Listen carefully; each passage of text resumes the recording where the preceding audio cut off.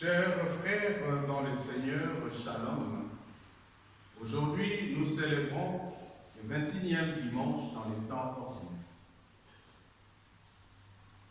Avant que nous entrons dans le vif sujet d'aujourd'hui, je vais vous dire, nous devons savoir, c'est Dieu qui choisit, c'est Dieu qui établit, et c'est Dieu qui donne le pouvoir. Rien ne peut se faire dans ce monde si cela n'est pas fait par la volonté de Dieu. Rien ne peut s'accomplir, rien ne peut se réaliser si Dieu n'a pas la mainmise sur cela.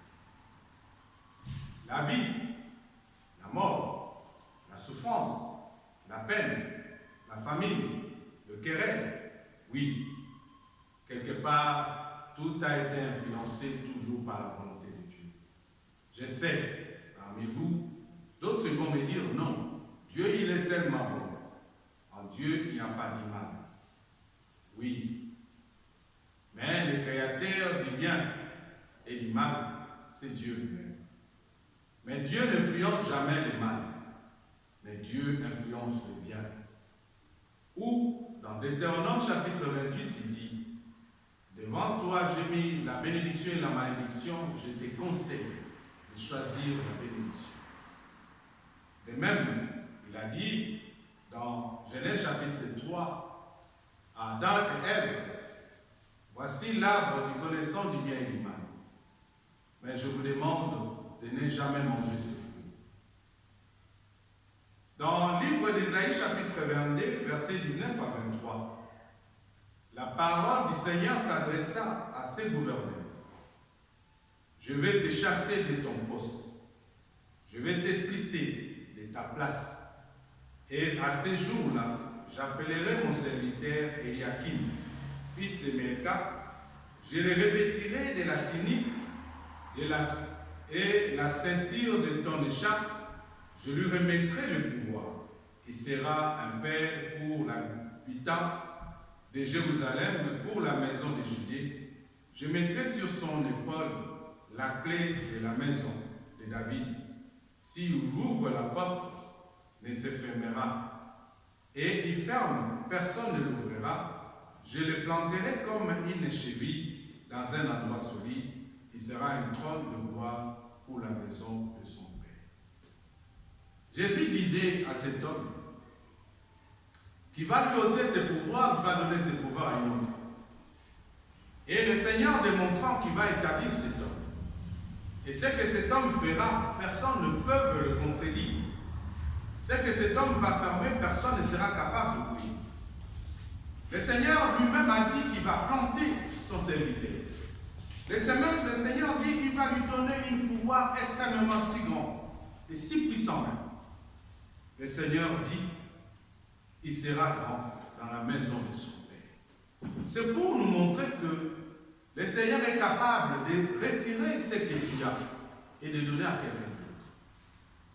Le Seigneur est capable de choisir qui il veut pour qu'il puisse se mettre à sa place dont lui il souhaite, dont lui il trouve c'est mieux et c'est bien pour lui. Mes chers frères et sœurs dans le Seigneur, mes bien-aimés, arrêtons de douter du pouvoir de Dieu. Arrêtons de douter de la force de Dieu. Nous croyons que tout ce que nous possédons, tout ce que nous avons dans notre vie, ça vient par rapport à notre force et par rapport à notre tour. Mais je vous dis, détrompez-vous. Ne vous enorgueillez pas de ce que vous êtes aujourd'hui. Ne vous voyez pas si grand et si puissant. Parce que Dieu est capable de te conformer. Dieu est capable de te ôter là où tu es et de mettre quelqu'un d'autre. Si tu es le père de la famille, c'est grâce à Dieu. Si tu es maman dans la famille, c'est grâce à Dieu. Si tu es enfant, c'est grâce à Dieu. Si tu es ami, grâce à Dieu. Si tu es frère, c'est grâce à Dieu.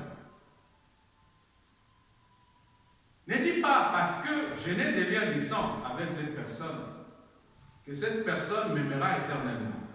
Mais Dieu peut te conformer, peut choisir quelqu'un du dehors de ta famille et qui peut remplir d'un amour parfait. Il puisse t'aimer plus que même tes propres membres de la famille.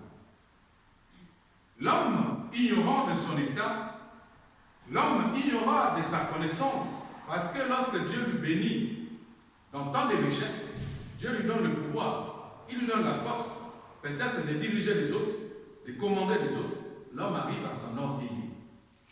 Il oublie d'où il a tiré les sources de son pouvoir. Vous verrez même dans ce monde, la majorité des dirigeants, de ceux qui nous dirigent, et ils croient qu'ils sont devenus dirigeants par rapport à leur intelligence, par rapport à leur connaissance, par rapport à leur volonté. Or, la Bible dit, tout pouvoir vient de Dieu. La preuve, si nous regardons dans le cours de l'histoire, il y a eu un temps, Nabuchodonosor. Nabuchodonosor, il a rêvé qu'il y avait une arbre où les oiseaux mangeaient. Et à un certain moment, cet arbre a été coupé dans ses racines. Il demanda à son serviteur. Et son serviteur, le prophète, il lui a répondu. Parmi les plus grands prophètes, Daniel, il lui a dit, oui, le Seigneur m'a montré que dans quelques jours, tu vas manger dans la forêt avec le pâturage, et ton corps, tu auras des plumes. Et Dieu a transformé ce grand roi avec des plumes. Il a dit, après, tu reviendras dans ton trône, et ton trône deviendra grand. Parce que Nabuchodonosor, il croyait qu'au-dessus de lui, il n'y avait personne. Il croyait que le pouvoir qu'il avait, ce pouvoir venait de lui. Mais le Seigneur lui a démontré que tous ces gens qui respirent sur la terre ici présents sont sous couvert du pouvoir de Dieu. Mais vous devez comprendre que Dieu, quand il établit quelqu'un, quand il lui donne la force, il lui donne le pouvoir. Si Dieu est derrière lui, c'est que cette personne va ouvrir. D'autres personnes ne seront jamais capables de les fermer. Même si tout ce que vous pouvez mettre en place, si la main de Dieu est sur cet homme, vous n'arriverez jamais à le vaincre. Il dit, ce qui va ouvrir sur la terre, personne ne peut le fermer. Ce qui va fermer sur la terre, personne ne sera capable de l'ouvrir. Pourquoi? Parce que la main de Dieu est sur lui. Et Dieu va nous planter de telle sorte que même si vous cherchez à nous faire tomber, vous le cherchez à nous faire déraciner, cet homme sera établi à jamais. Vous ne serez jamais capable de lui ôter de ce pouvoir et la grâce que le Seigneur lui a donnée. La Bible nous dit, dans ce livre d'Ésaïe, que le Seigneur va établir quelqu'un qui va régner. Et si tu règnes, c'est par la volonté de Dieu. Je prends cet exemple typique. Exemple, cette pandémie que nous vivons de Covid, il y a ceux qui nous ont quittés, ils sont morts. Nous croyons que si nous restons vivants, peut-être, oui, je veux vous dire, parce que nous portons des masques de précaution, parce que nous lavons les mains, parce que de fois nous faisons la distanciation sociale. Mais je vous dis, de tout cela, mais si Dieu veut ôter ta vie, il va t'ôter ta vie. Tu mourras. Mais si Dieu t'a laissé parce que Dieu t'aime, et Dieu te protège. Et Dieu te protège pourquoi? Parce que tout est de lui, et par lui, et en lui. Rien ne lui échappe. Rien ne lui vient d'autre personne si ce n'est que de lui. Dans Romains chapitre 11, versets 33 à 36. Pourquoi? Tout est à lui et en lui rien n'est qu'à lui. Parce que dans les profondeurs de la richesse de la sagesse de la connaissance de Dieu, ces décisions sont insondables. Personne ne connaît les pensées de Dieu. Personne ne connaît la voix de Dieu. Personne ne connaît la volonté de Dieu. La preuve, si tu es vivant aujourd'hui, ce matin, tu respires. Oui, il t'était dit la nuit, je vais me réveiller le matin. Mais tu peux regarder peut-être dans ton entourage, il y a d'autres qui ne se sont pas réveillés. Ils étaient aussi dormis comme toi. Mais aujourd'hui, ils se retrouvent dans une petite caisse. Peut-être ils sont mis dans des petites armoires froides. Il y a d'autres qui n'ont pas eu la même occasion d'être avec nous dans cette assemblée. Parce qu'ils ont été des fois empêchés par des maladies. Il y a eu d'autres qui ont essayé de se réveiller le matin. Peut-être qu'ils se sont cassés le dos. Mais tu verras que la voix de Dieu est insondable. C'est le Dieu, c'est sa vie. Son chemin sont impénétrables. Personne ne peut entrer dans le chemin de Dieu si Dieu lui-même ne t'invite pas, si Dieu lui-même ne t'appelle pas, si Dieu lui-même ne te choisit pas. Personne ne connaît les pensées de Dieu. Vous verrez, même tous les grands hommes de Dieu, ils vont te dire, je sais Dieu, je connais Dieu. Personne ne connaît les pensées de Dieu. Dieu nous surprend jour et nuit dans notre vie. Parce que si tu regardes très bien ta vie et comment tu le vis, tu vas comprendre que Dieu te surprend chaque jour. Et des fois, Dieu fait certaines choses dans ta vie que des fois tu n'as jamais pensé, tu n'as jamais rêvé. Dieu permet que tu puisses rencontrer d'autres personnes dans ta vie que des fois tu n'as jamais espéré qu'un jour cet homme, Dieu le passera devant ton chemin. Parce que les pensées de Dieu est insondable. Et Dieu continue à opérer des miracles dans ta vie au moment même que tu t'attendais même pas. Dieu arrive à le faire. La preuve, Saint Paul qui nous dit, qui a été le conseiller de Dieu?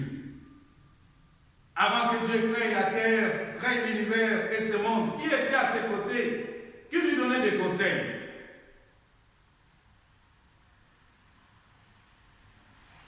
Et qui lui a donné en premier pour réclamer en retour que Dieu tu me dois? Des fois nous allons auprès de Dieu, nous réclamons, Dieu tu me dois.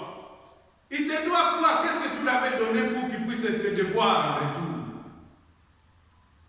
Parce que tout vient de lui. Tout a été en lui. Et c'est lui qui a créé tout. Le Seigneur, tu m'avais promis, oui, je t'avais promis. Qu'est-ce que tu m'avais donné pour que je te dois?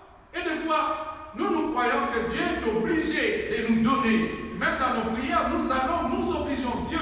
Dieu, tu me dois. Qu'est-ce que Dieu te doit? Qu'est-ce que tu l'avais prêté? Qu'est-ce que tu l'as donné? Au Seigneur, je t'ai donné ma vie, je t'ai donné le temps de me prier, je t'ai donné tout ce que je faisais. Qu'est-ce que tu l'as donné qui ne lui appartient pas? Ta vie? Tes 5 minutes? Tes 10 minutes?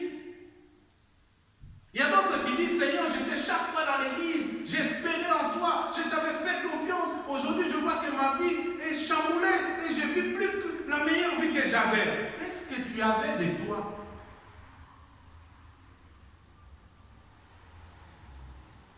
Il y a ceux qui vont même, Seigneur, tu m'avais promis l'enfant, il faut que tu me donnes. Est-ce que toi, tu l'avais donné un enfant? Seigneur, tu m'avais promis un mari, il faut que tu me donnes. Est-ce que tu l'avais donné un mari pour qu'il te donne? Seigneur, tu m'avais promis l'intelligence. Est-ce que tu l'avais donné l'intelligence? Des fois, nous allons réclamer auprès de Dieu ce que nous ne lui avons jamais donné. Dieu nous donne, ce n'est que par son amour. Et Dieu n'est pas obligé. Quelle est l'obligation de Dieu?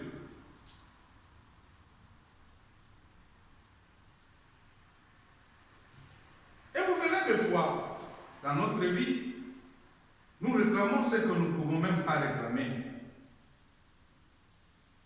C'est pour cela, moi, j'aime bien dire dans ma prière, ta grâce me suffit, Seigneur.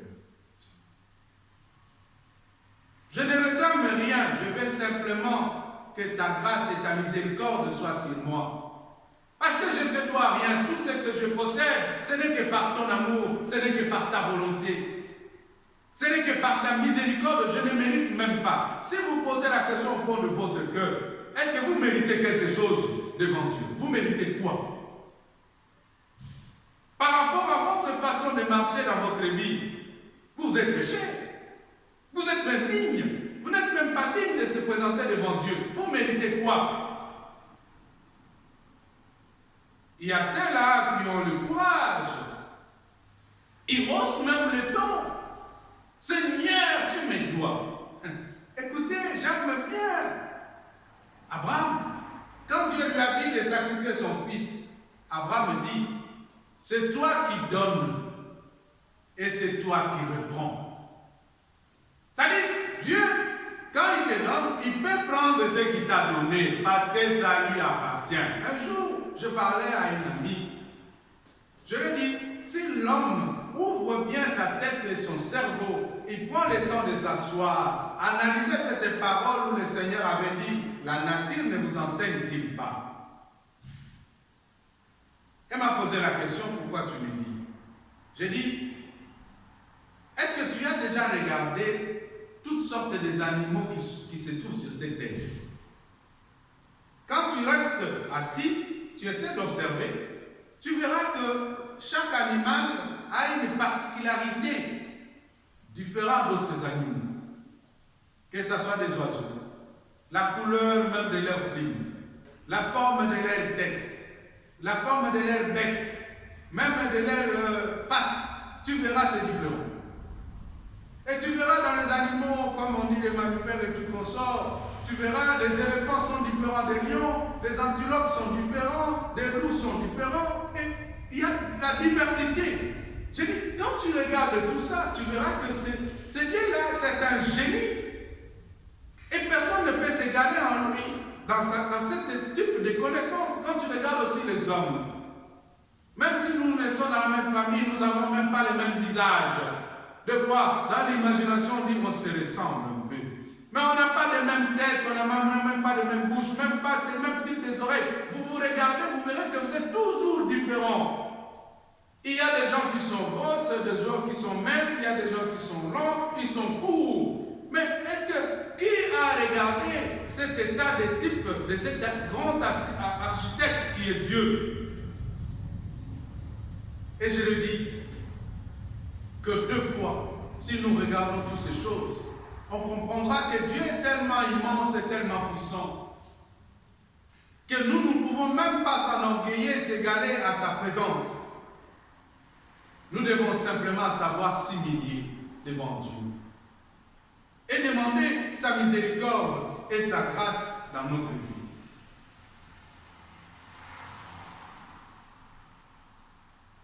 Nous devons comprendre que tout est à lui, et par lui et pour lui. Et en lui, il mérite la gloire éternelle. Nous ne devons pas chercher à avoir la gloire à la place de Dieu. Et surtout, même les hommes de Dieu d'aujourd'hui, de ces jours, ils cherchent à avoir la gloire à la place de Dieu. Les gens aiment être honorés à la place de Dieu, être glorifiés à la place de Dieu, être élevés à la place de Dieu. Ce verset m'échappe, où la Bible dit qu'il y avait un homme riche. Il a fait des champs. C'est au moment de récolte, il a récolté toute sa richesse. Il a mis dans l'Égypte. Il a dit, mon âme, peux-tu dormir parce que tu es devenu riche, tu as tout gagné. La nuit, l'auteur de l'âme, il vient, il récupère. Quand la personne va, il dit, Seigneur, il fallait me laisser quand même. Avec ma richesse, pourquoi tu m'as pris? Il lui a dit, ton âme m'appartient. Tu n'as rien de toi. J'ai dit à mon ami, nous sommes des légumes. Dieu, c'est un cultivateur. Il nous a cultivés. Il nous a plantés. Quand il aura faim, il va nous récolter.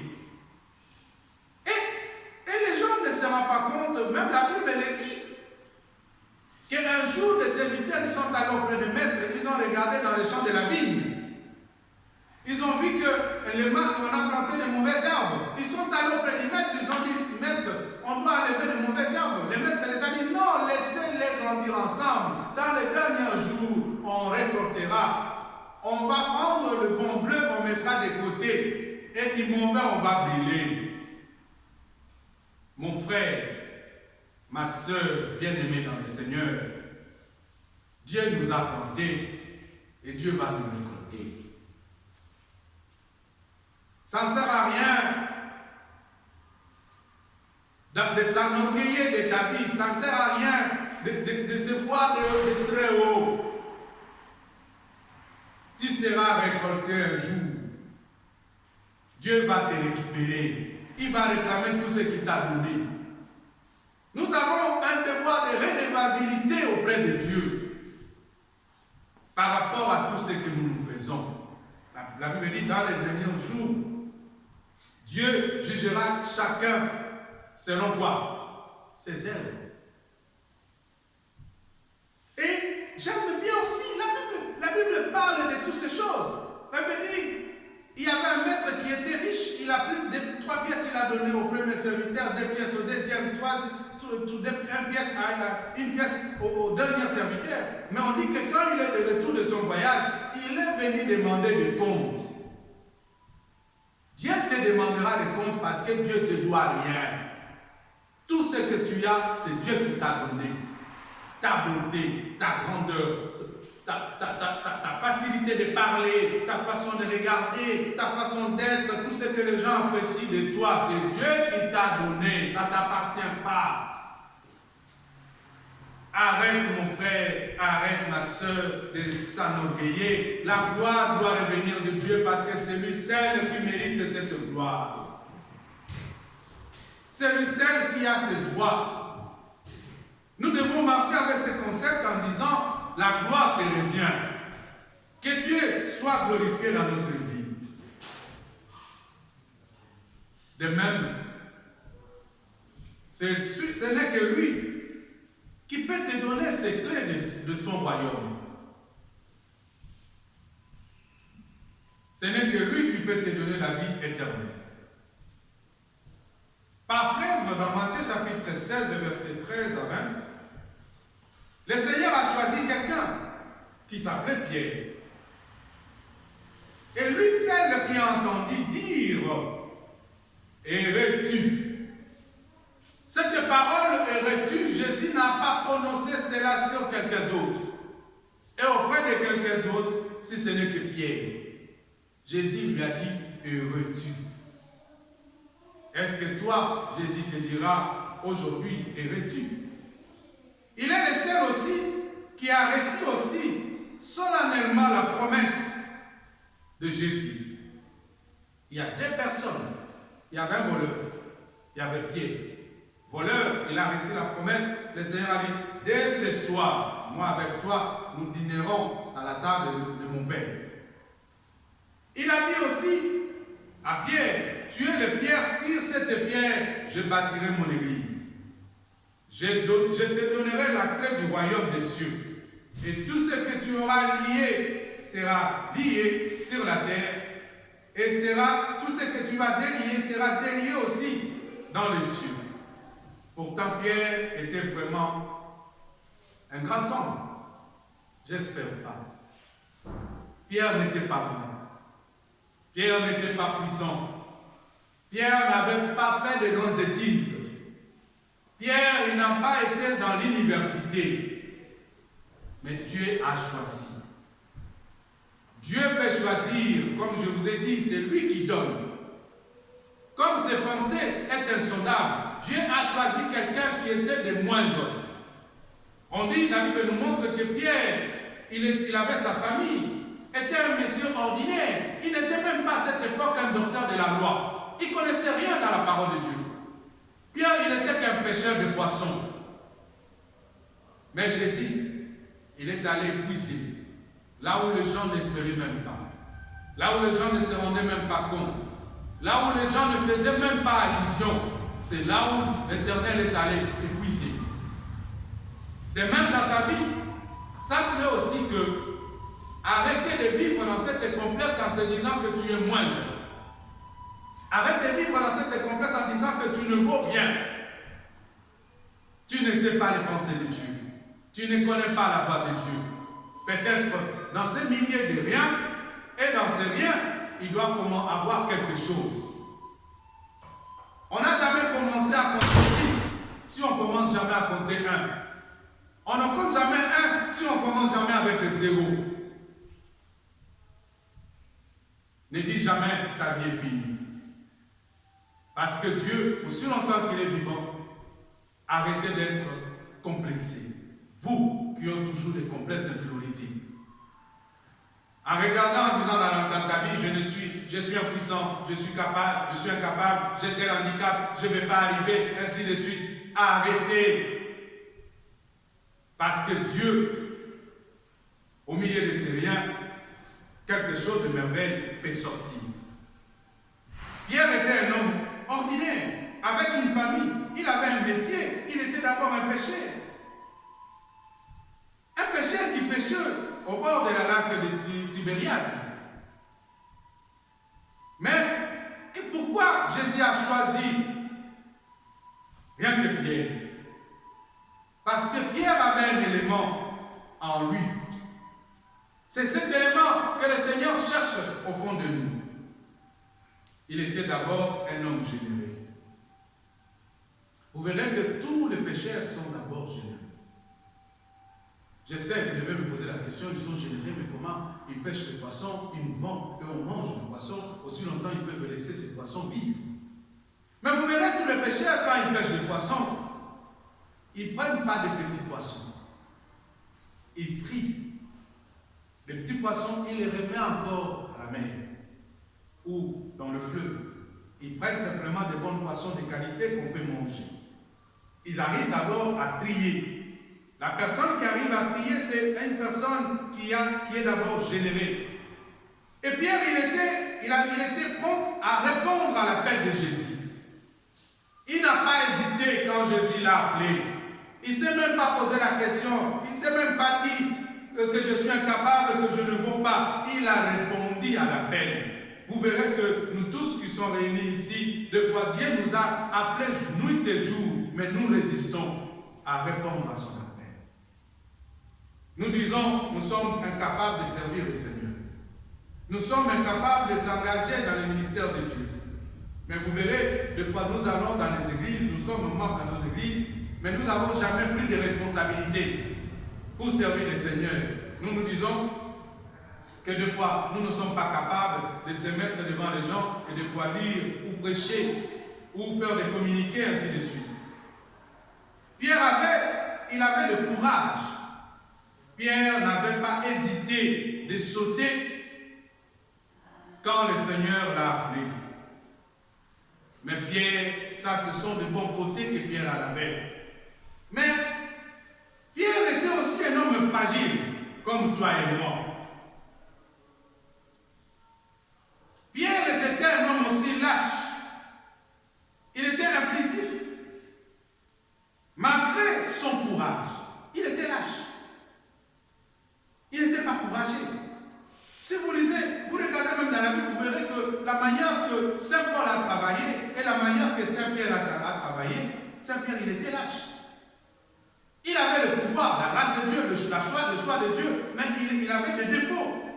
Mais Dieu ne lui a pas exclu dans son appel parce qu'il avait des défauts. Dieu l'a accepté tel qu'il est. De même, mon frère, ma soeur, Dieu t'accepte tel que tu es. Avec tes défauts, avec tes qualités, avec tes fragilités, ton état si fragile, Dieu t'accepte. Mais, quelque chose a changé dans la vie de Pierre. Après Pentecôte, la Bible nous montre même, Pierre a pris même des décisions qui n'étaient pas confortables. S'il n'y avait pas l'insistance de Saint Paul, pour que Pierre puisse changer son attitude vis-à-vis des païens. Parce que Pierre était quelqu'un qui se posait beaucoup de questions en disant si je fais comme ça, comment Dieu va comprendre, comment ainsi de suite. C'est-à-dire qu'il était dans cette peur et il avait peur même du jugement des autres. Il avait peur des regards des autres, comment les autres le regardent, comment les autres vont le juger, comment les autres vont le comprendre, pourquoi. Parce que Pierre manquait la lucidité dans la parole. Des fois, il avait peur de parler devant les gens parce qu'il va faire des erreurs. Mais Paul, il a insisté, il a essayé de lui remonter. Et cet homme, il avait ses qualités, ses défauts dont je vous parle aujourd'hui. Jésus a fait de lui les pierres. Jésus a fait de lui son collaborateur. Jésus a fait de lui son ami. Jésus l'a aimé. Mais bien aimé, je vous dis, Dieu vous aime. Avec vos défauts, avec vos qualités. Ne dis pas qu'en ayant ces défauts, que tu ne mérites pas la grâce de Dieu, que tu ne mérites pas son amour. Non.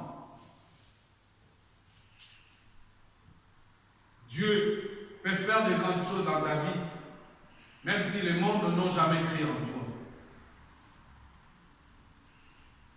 Même si ta famille n'a jamais cru en toi, même si dans ton entourage n'ont jamais cru en toi, Dieu peut faire des miracles dans ta vie. Personne ne peut limiter la volonté de Dieu, ni les pensées de Dieu. L'histoire de David ne vous enseigne-t-il pas? Il y avait un roi, ça. Dieu, il est allé chercher au milieu des bergers David, un enfant, pour le faire un roi. De même, Dieu peut t'élever dans ta vie. Nous devons comprendre que ce qui compte en vérité pour lui, notre Dieu, et pour nous et devant Dieu, ce n'est pas l'attitude que Pierre était violent ou faible, ou courageux ou lâche. Parce que Pierre il avait aussi une violence en lui. Il avait même coupé l'oreille de quelqu'un à cause de son maître. Mais sa vie a pris une plénitude et des sens par rapport à Jésus-Christ. Quand Jésus te prend, il transforme ta vie. Des fois, tu peux avoir des défauts, les gens ne verront plus ces défauts. Tu peux avoir ces qualités, les gens ne verront plus ces qualités parce que les gens verront rien que le bien en toi, l'amour de Dieu. Ils verront la grâce de Dieu parce que quand on rencontre Jésus, Jésus transforme notre vie, il nous change. Saint Paul qui dit, pour moi, vivre, c'est le Christ. Qu'est-ce qui est le socle de ta vie? C'est ton argent, ta beauté, ta force, ton courage, ta lâcheté, ta colère, ton inconscience, ton amour. Non. Celui qui a Jésus, il a la vie. La Bible dit. Ceux qui auront la vie éternelle, ce n'est que ceux qui ont reçu Jésus-Christ en tant que Seigneur et quoi? Et sauvé. Au commencement était la parole était avec Dieu, la parole était Dieu. C'est lui qui a créé toutes choses, dans Jean chapitre 1. Et la parole est venue la vie. Saint Paul connaissait que pour lui, pour vivre, ce n'est que Christ, parce que c'est le Christ qui donne la vie.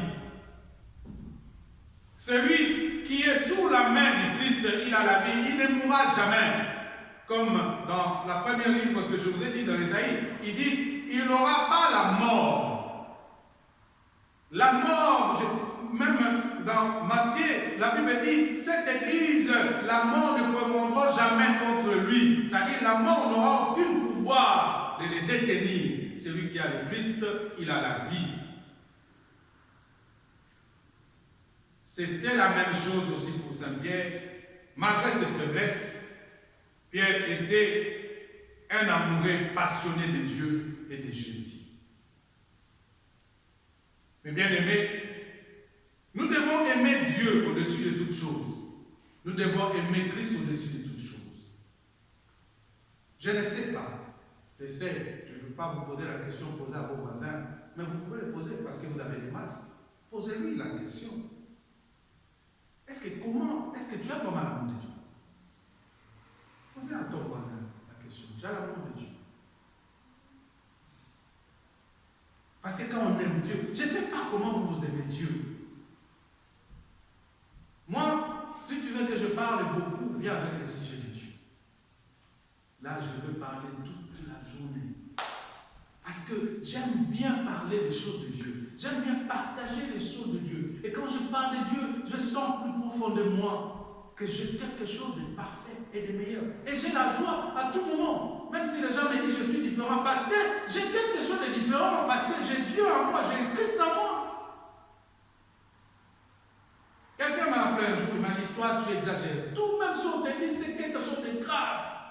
C'est relatif, tu dis, oh, ça va passer, ça va passer, ça va passer. Ça.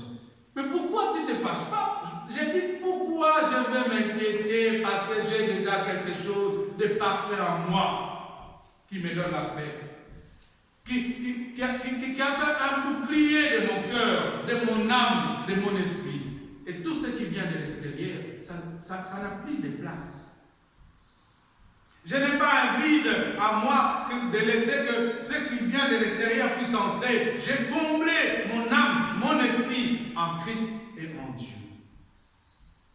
Si vous faites aussi la même expérience, vous verrez que votre vie va être transformée. Et les gens vont vous trouver peut-être que vous n'avez pas de cœur, vous n'avez pas de sentiments, vous n'avez pas de sensations, vous n'avez pas d'émotions. Non. Parce que vous n'avez plus un vide en vous pour que les effets extérieurs puissent venir perturber votre paix. Mes chers frères et sœurs dans le Seigneur, battez-vous pour que votre paix ne soit jamais perturbée. Et de même, ce que Christ a fait pour Pierre, il peut faire aussi pour toi. Il est venu aujourd'hui faire cela pour toi. Jésus t'appelle. Jésus dit, viens. Viens pour que tu sois établi son serviteur dans son église. Que tu aies aussi cette clé d'ouvrir et de fermer. Que tu aies aussi cette clé pour que sur quoi Dieu bâtira son église. La Bible dit, Dieu n'habite jamais dans les maisons qui a été construite par des hommes. Dieu habite dans cette maison qui a été construite par ses mains proprement dites. Quelle est cette maison? C'est toi mon frère, c'est toi ma soeur. Dieu a besoin de bâtir son église en toi.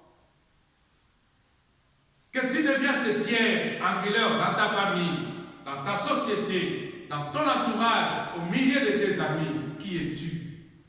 Tu dois avoir une place sur quoi Dieu bâtira son église. Nous devons comprendre, même si nous ne sommes pas des génies, même si nous ne sommes pas des héros, mais la question de Jésus nous a toujours posé, pour toi, qui suis-je? Jésus te pose cette question, pour toi, qui il est? Pourquoi Jésus pose-t-il cette question? Parce qu'il veut savoir de quelle place que tu le mets dans ta vie. Jésus, il est qui pour toi? Je sais, peut-être ce sont des questions que vous n'avez jamais posées. Mais j'aimerais peut-être, au cours de cette semaine, que tu marches avec cette question au fond de toi. Qui il est Jésus dans ta vie? Vous verrez tout le monde dire, oui, Jésus est Seigneur et Sauveur de ma vie. Mais Jésus a-t-il une place dans ton cœur? La preuve, je vais vous le montrer. Jésus reste rien que le sauveur de la vie de tous les chrétiens, même les hommes de Dieu. Si vous allez au plus profond pour les poser les questions, vous devez comprendre que Jésus reste que sauveur. Il n'a jamais été le Seigneur de Dieu. Les gens, quand ils sont en souffrance, ils sont dans les besoins, ils ont besoin d'être guéris, ils ont besoin d'être bénis, ils ont besoin d'être délivrés. Ils vont auprès du Seigneur. Il dit, Seigneur, sauve-moi, aide-moi. Mais ils sont incapables de laisser Jésus diriger leur vie. Quand un esclave a un maître, cet esclave ne vit plus par rapport à lui. Il vit qu'au dépend de la volonté de son maître. Mais si tu regardes ta vie aujourd'hui, tu ne vis jamais ta vie selon la volonté de Christ. Tout ce que tu fais selon ta propre volonté, selon ton propre imagination, ta propre imagination plutôt. Et des fois, Christ n'a jamais donné l'ordre dans ta vie. Et c'est ce qui fait que beaucoup de gens échouent. Ils font des échecs avec succès parce qu'il a bâti sa vie et son projet sans l'appui du Christ. Mais c'est lui qui, Christ est le maître. Tout ce qu'il doit poser comme acte, il doit en préalable demander la volonté quoi? De son maître. Jésus, il est qui dans ta vie? Et Jésus représente quoi pour toi?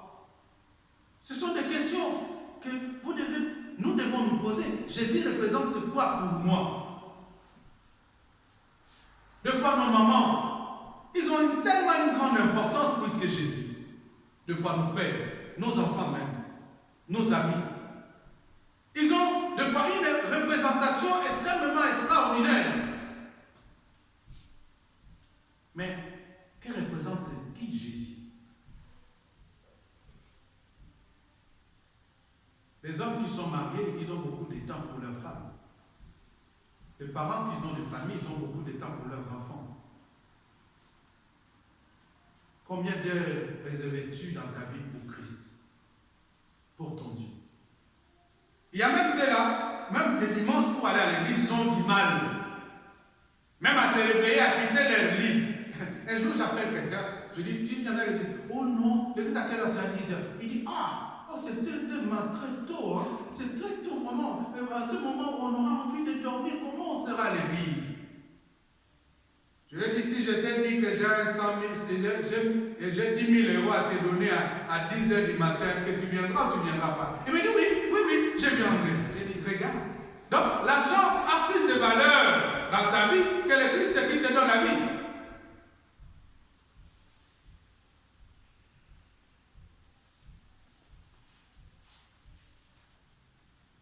Je prie la prière un jour, j'ai donné un homme. Je lui ai dit, tu dois prier. Il me dit, c'est trop. Prier, c'est trop. Et je lui ai dit, si je prends la bière, je te mets des bouteilles de la bière ici, comment tu vas faire? Il dit, je vais boire. Donc, ce qui détruit, ce n'est pas de trop. Ce qui donne la vie, ça devient quoi? De trop. L'homme, il court derrière des choses qui ne sont pas importantes. Nous devons dire à Jésus qui nous dit, que dites-vous de lui?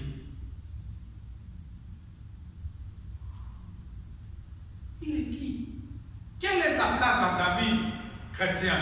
Quelle est la place de Jésus, chrétien? Écoutez, la valeur qu'on donne à quelqu'un, c'est par rapport à la place à laquelle on l'a mis et à la considération qu'on a vis-à-vis de cette personne.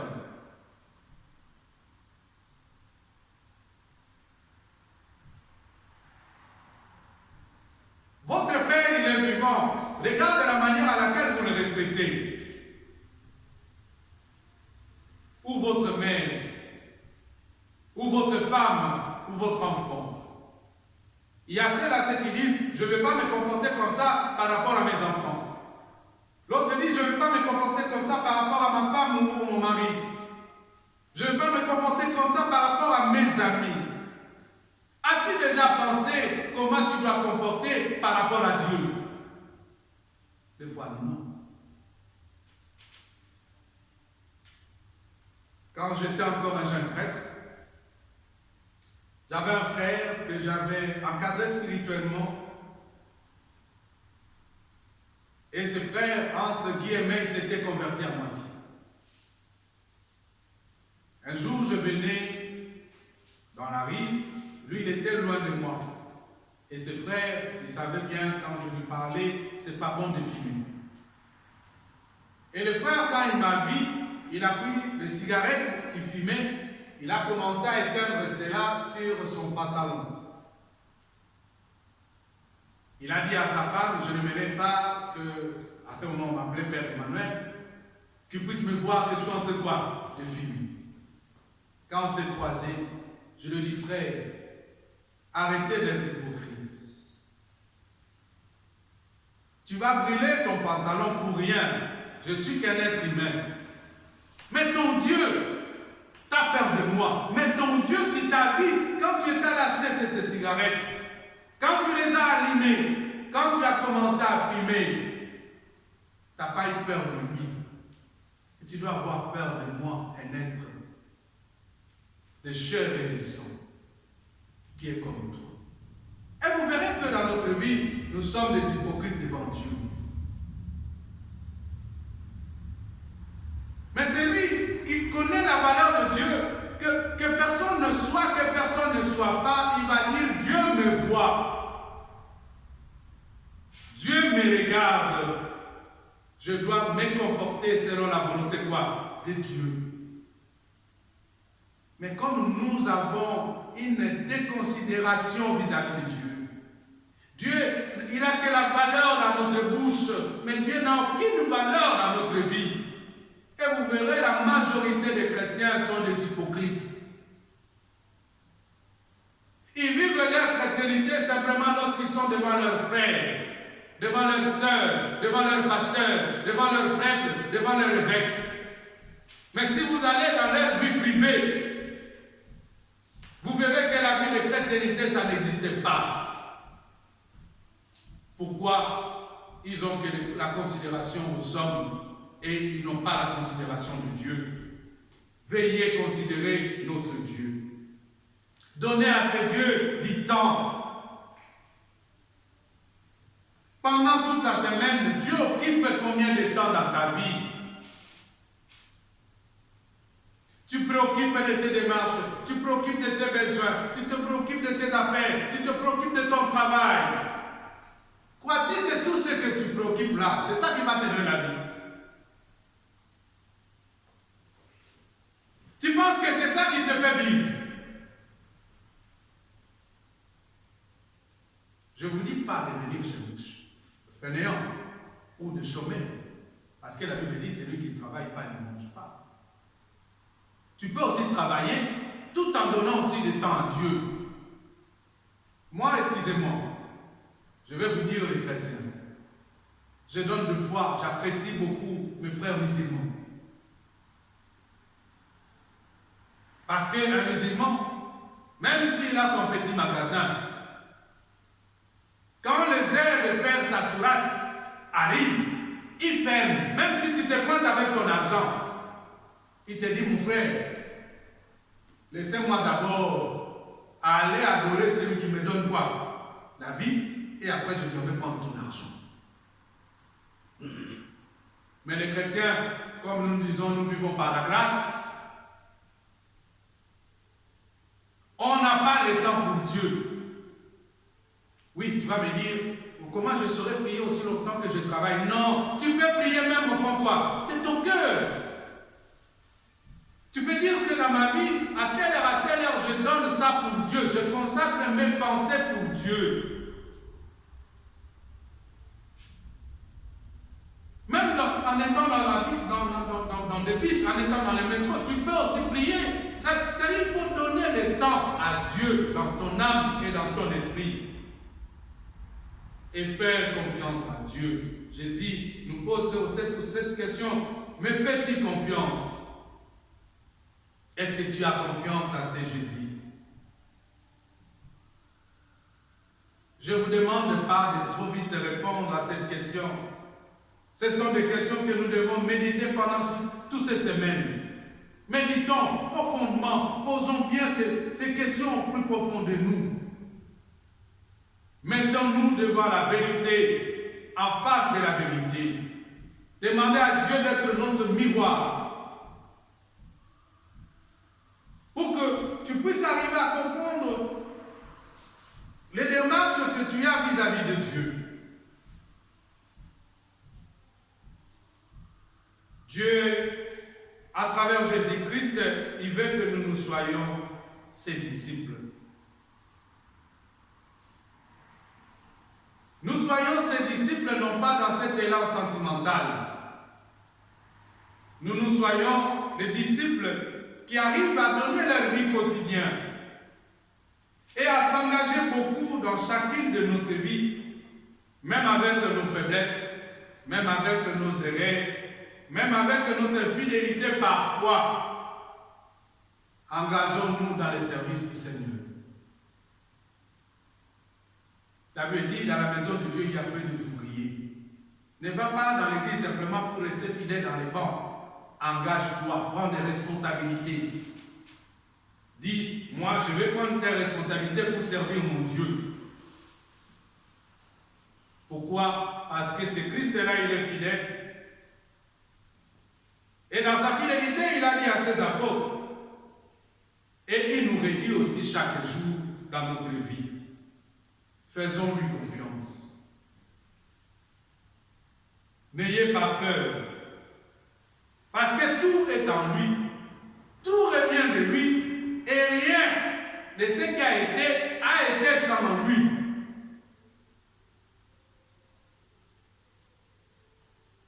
Tu peux avoir l'argent, tu ne peux pas aussi acheter la santé. Même si tu achètes des médicaments, tu n'achèteras jamais la guérison.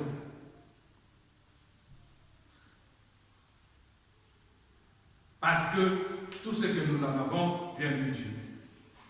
C'est Paul qui dit dans le deuxième lecture, étant notre fragilité, nous déposons la force, nous possédons plutôt, nous déposons sa force et nous lui permettons alors, nous nous sommes rendus stables, comme un piquet qu'on enfonce dans un sol ferme. Si on est avec Dieu, nous serons piqués et nous serons mis dans le sol fermement. Et nous recevrons auprès de notre Père ces rochers sur lesquels peuvent s'appuyer nos cœurs, notre vie. Fais de Dieu ton délice. Fais de Dieu ton rocher. Fais de Dieu ton lieu de secours. Fais de Dieu le socle de ton être.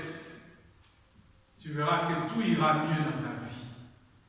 Tout changera, toutes ces peines, toutes ces souffrances, toutes ces inquiétudes que tu as nuit et jour. Tu les souffres parce que Dieu n'est pas le socle, n'est pas le fondement de ta vie. Je vous parle en connaissance des causes. David a dit, il n'a jamais vu ceux qui sont attachés à Dieu soient abandonnés. La Bible dit, Dieu n'abandonne jamais les siens. Tu te sens abandonné parce que tu ne t'es pas confié en lui. Ceux qui ont les oreilles, qu'ils entendent, ceux qui ont le cœur, qui les gardent, ceux qui ont la volonté, qui les mettent en pratique. Mettons-nous debout pour rendre grâce.